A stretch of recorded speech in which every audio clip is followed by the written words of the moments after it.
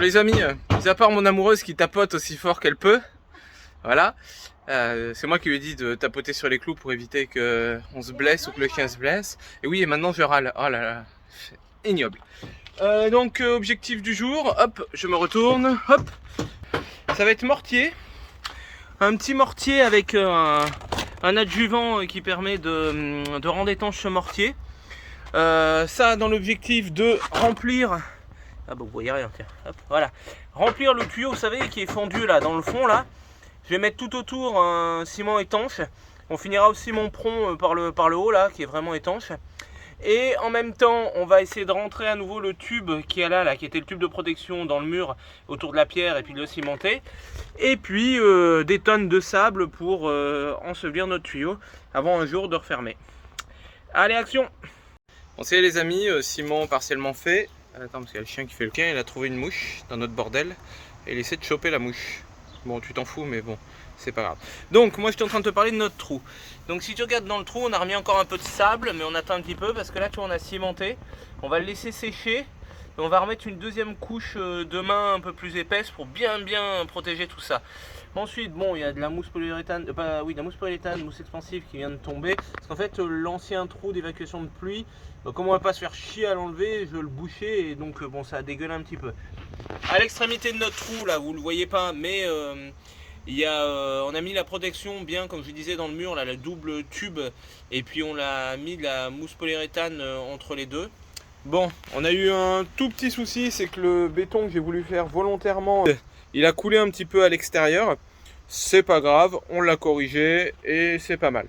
On s'est fait 2-3 petites conneries en plus, je vais vous montrer. Donc, on a fait ça. Attends, ça. La petite sonnette! Je sais pas si tu vas entendre. Ah, ça sonne, moi je l'entends. Je sais pas si tu l'entends ou pas. Voilà, ça fait réagir le chien, c'est une bonne chose. La deuxième chose, pour dire bonjour aux gens avec notre chien adorable et plein d'amour. Voilà! Allez, c'est tout pour aujourd'hui.